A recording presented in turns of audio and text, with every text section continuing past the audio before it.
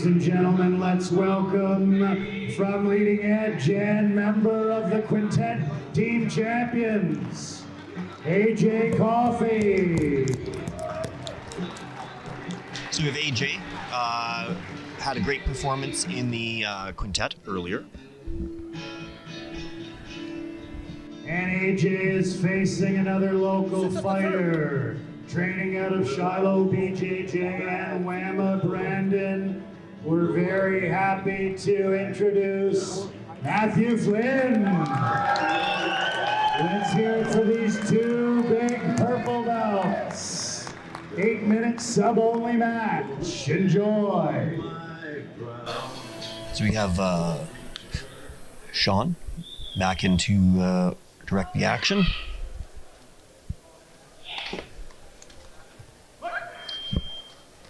Well, based on how impressive AJ looked against Travis Ratzlaff. As you'd say that, Nice quick takedown, Matt. Flynn bolts him over with a standing shoulder clamp and takes the back. Well, Matt's no slouch. No, Matt is also a very good heavy top game player. I compare being underneath Matt to being underneath a sack full of gravel. And he's looking for the choke here, but he hasn't committed to it yet. So he's still trying to maintain control, but he's falling off the back. He has a key lock grip on AJ's left arm. Yeah, he might be looking for the armbar or the Kimura. Matt likes both. And is good at both. But AJ is keeping good posture there. He's not panicking in the position. He's keeping his arm well hidden. The current grip that Matt has is for likely to torque AJ's shoulder. So Matt gives up the Ude Garami grip, accepts bottom position. AJ on top. Matt fishing for the...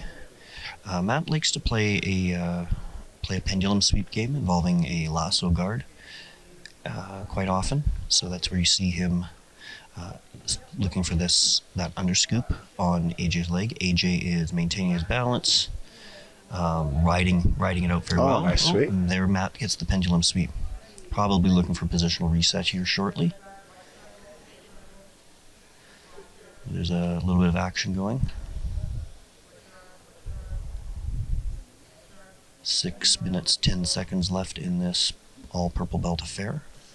So AJ with the shoulder clamp. Well, he's got a good grip on that arm. He's got him hooked at the elbow. Yeah, he's rolling over into the Jujutami position, the armbar position, posting on his head. Matt is getting the stack. Ooh, and AJ rolls him off. So Matt's going to need to clear his elbow there, and he does. AJ is looking for for an S mount, and Matt. Oh, good sweep. Yeah. Okay. You can probably Sean, restart him in that same position. Yeah. Sean calls for the restart. He's starting them standing, which is Sean made the call to start them standing because nobody had clear dominance there. It was a fairly neutral position. So good first exchange between Matt and AJ.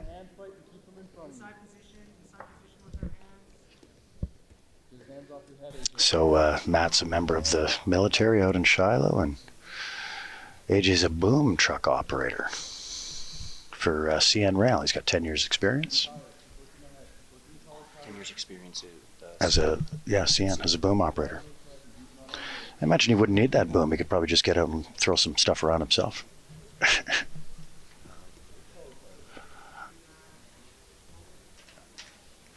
I'm going to say right now, for the record, I'm glad I didn't draw him in the quintet. Oh, Matt goes for the Tayatoshi, causes the stumble, and is able to bull AJ back down to the ground. I think Matt's probably going to be a little more methodical this time, given the reversal last, but AJ has that underscoop on Matt's leg and is looking to connect his hands. Matt's being nice and heavy, looking for he had the head wrap but gave it up. AJ is playing, he's playing a knee shield guard, creates separation. Matt's a very good body lock passer. As I said previously. Yes, Matt is a very good passer in general. Well, passing my guard anyway. So back to back to the standing position. Good job, AJ, working his way back up. We're getting into a shucking Russian Thai fight. Matt went for looked like a Yokosumigeshi on that exchange, and wasn't able quite to get the turnover. Ends up on the bottom, which is the risk of the sacrifice throws. You're sacrificing position and balance in order to attempt a reversal.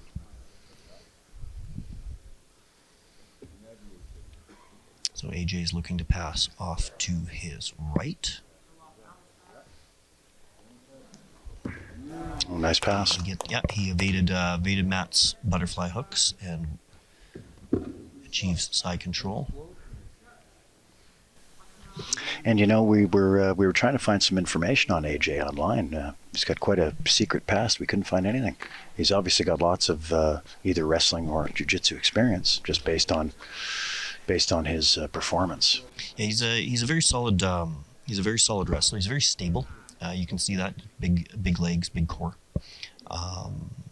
Very stable competitor. I've noticed that a lot of people have had difficulty tipping him, moving him around. But really, what's most impressed me about AJ in the 15 minutes of grappling I've seen from him is his ability to stay calm under pressure. Both Matthew and Travis are strong offensive grapplers, and they put AJ in some rough positions.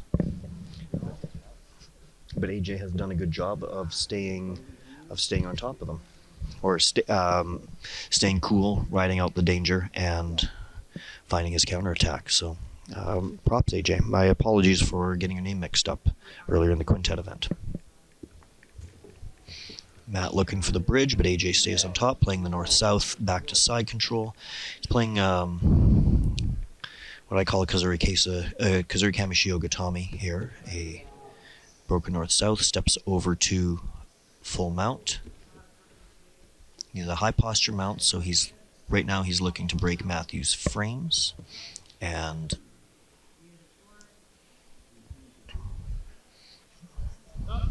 cheap position, so Sean's gonna recenter them.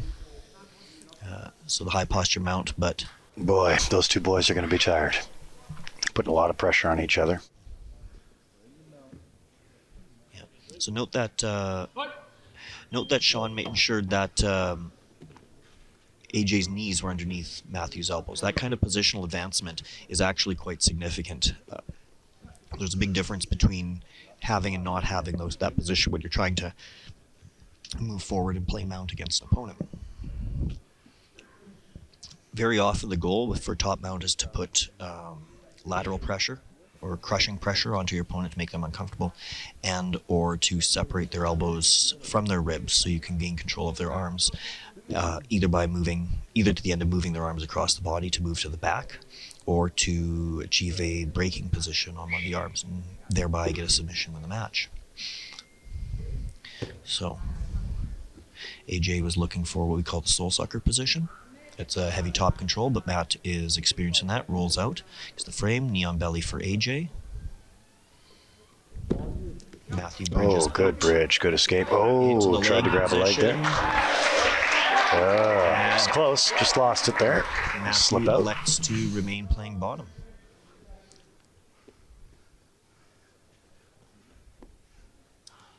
Well, looking like we're going to have our next overtime of the evening.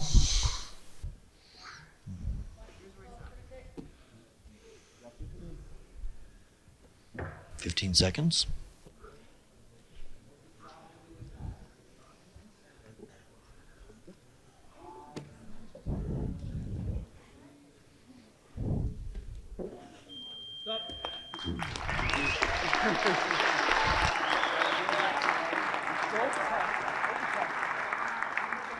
Let's hear it for those two big purple belts. So, no submission. We're going to be going to 2-minute overtime again.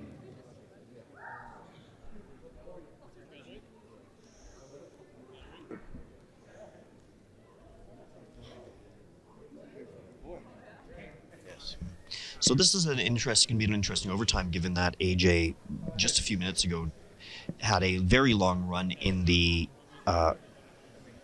quintet challenge. Yeah, he went 5 minutes with Travis, right? He did go 5 minutes with Travis, but now he's Matthew. He was spent most of the round on top of Matthew there, and so Matthew may have had to exert a lot more energy in that round. So it's hard to say who has more left in the tank. So AJ, I believe, won the toss and elected to escape first. Doing a slow worming escape. Matthew with a very strong body lock. AJ working to clear the hooks. Oh, good body lock, Matt. Very trying to rehook. Yeah, very close. Yep. Oh, yeah, close. Yeah, there we go. 26 seconds. Yeah. Yep, good call, Sean. Excellent. 26 seconds, and Matt looks absolutely gassed. I've seen that look before. That's the look you want to see at the end of the day of training, but not at the... Not before your overtime escape position, that's for sure. Okay, so he's got to get out in 26 seconds.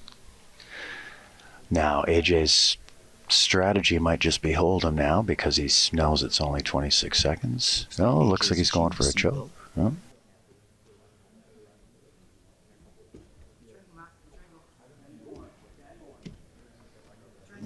Oh, he's got the feet crossed for the body triangle.